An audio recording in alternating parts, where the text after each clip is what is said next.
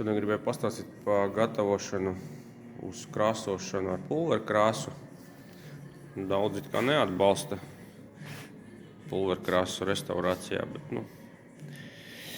gaumas lieta. Es arī tāds kādreiz biju, bet varbūt man paveicies ar pašu krāsotāju. Principā viņš labā kvalitātē krāso. Labi, tas tā, bet šoreiz par gatavošanu, kā jāgatavo uz pulveri. Protams, visām detaļām jābūt nostrūklotām. Un pats galvenais, daudz domā, ja ir buktes, tad uz pulveri nevar tās buktes ar ko aiztaisīt. Bet ir speciāls špaktelis, vēlāk parādīšu, kas tur temperatūru un viss tur labi. Šeit man konkrētā čezets bāka, šeit ir bukte apakšā, diezgan dziļi viņi ir. To es mēģināšu izvilkt. Tad vēl šeit stūrītī buktīte. Principā pārējais ir diezgan labā stāvoklī. Iekšā puses arī labi viņi ir. Šeit kaut kur bija maza buktīte. Tā šeit. Jā. Šitie arī ir bez buktēm praktiski. Tur sīka labojumi jāuzstājas. Lai šito visu gatavošu. Un te man vēl ir panonijas detaļas. Tās jau ir nosmilšotas. Tur it kā nekas traks nav. Tur ir jāizmetina caurumi cieti, tie viss apvilcis liekos. Un pakaļiem spārnam daudz caurumu jāizmetina. Metinot, protams, metāls nedaudz savalkās. Tās vietas pēc tam būs jāšpaktelē. Šitā ir panonija. Šis spārns ir no T1, bet mēs taisam uz T5. Tāpēc arī lieki caurumi daudz.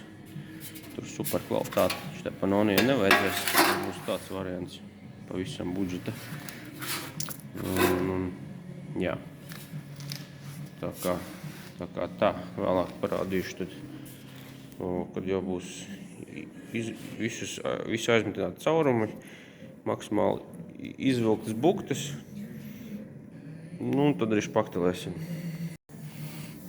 Izvilku buktes lielāko daļu, ko vien varēju. Šitā bija panonijas bāka, arī bija daudz buktes. Spoteru man nav. Metinos klāt un velku ārā.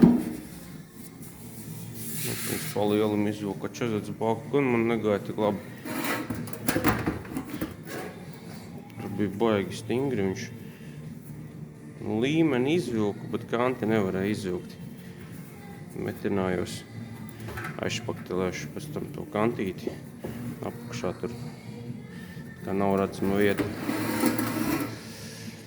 Spārniem aizmudināju nevajadzīgos caurumus,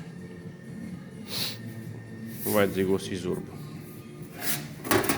Pat arī šeit bija kāds izurbis brizgavikam.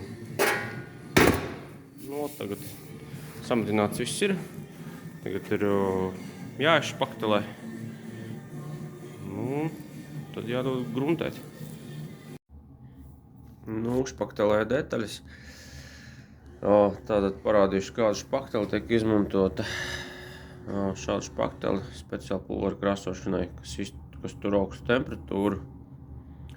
Strādāt viņu nedaudz grūtāk ir. Ja arī cietinātājs jāliek vairāk, arī tā tūbiņa krietni lielāka. Un viņu kārtīgi jāsajauc, nedrīkst nekur palikt nesajaukta masa ar cietinātāju. Ja tiks kaut kur uz detaļas, tad viņa, ja ieliks viņu krāsošanas kamerā, viņa uzpūtīsies. Tad, ja špaktelē, tad jābūt obligāti kārtīgi sajauktā, nekur nedrīkst palikt nesajaukta cietinātāja.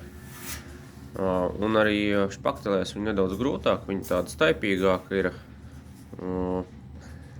Tā kā tas arī jāņem vērā. Bet tā kā viņa nocietē principā arī ilgāk.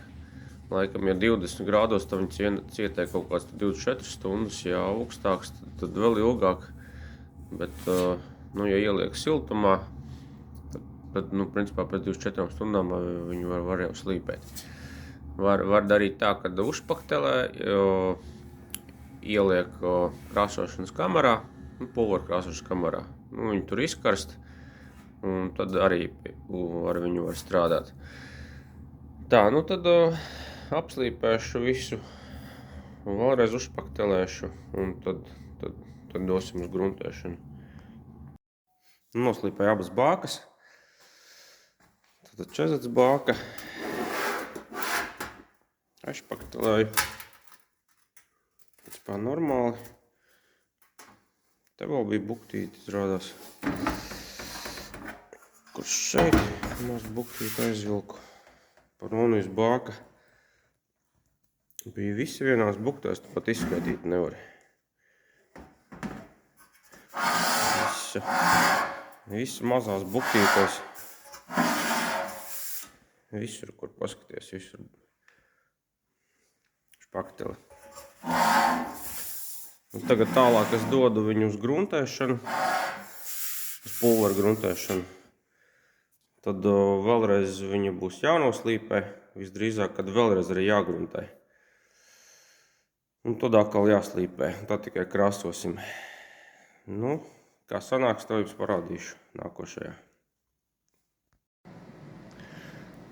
Pirmais slānis nogruntēts bākām. Tad ar vienu reizi gruntēšanu nepietiks, kā es biju domājis. Ko mēs varam redzēt vietām, kur ir bijusi rūsa vai špaktele, veidojās tādi nelīdzenumi. Šeit var redzēt arī pūriņas, kuras ar grunti neaizpildīsies, vadošu tur piešpaktelēt. Bākai arī nedaudz šeit špakteli uzcēla. Šitas visu vēlreiz jānoslīpē, jānogruntē un tad tikai krāsosies. Bāku noslīpēju. Piešpaktelēju vēl dažus sīkumiņus. Tagad došu vēlreiz gruntēt. Pēc tam vēlreiz slīpēšu, un tad, ja viss kārtībā, tad dosim krāsot. Nogruntēju otrais. Tas vēl vairāk nekas ārā neizlīda, nekādi defekti. Šito mēs tagad noslīpējam un dodam krāsot. Slīpēt var ar 180, tagad jau, kad uz krāsošanu tur špakteli slīpēt, tad var arī rupjāku. 120, 150. Bākas ir gatavas. Pārējie bleķi jādod saimniekam. Šāds te rezultāts. Tad nonijas bāka. Divreiz gruntēta. Vienreiz krāsota. Bez lakas. Ar laku būtu vēl labāks rezultāts, bet šeit super kvalitāti nevajadzēja šoreiz. Čezets bāka arī divreiz gruntēta, bet pagaidām nav krāsota. Pārējie bleķi nav gatavi. Ka viss būs, tad arī krāsosim visu. Tāds rezultāts.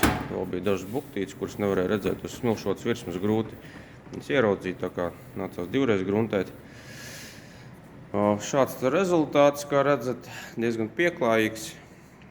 Tad, ja jums ir iespēja pašiem sagatavot, bet nav kur nokrāsot, tad šitāds variants jums der. Principā sagatavot var gan jebkur. Krāsošana prasa labus apstākļus, tā kā pulveru krāsas variants diezgan labs variants. Tā kā redzat, kāds rezultāts. Paldies visiem, kas ir parakstījušies manam kanālam. Visiem čau!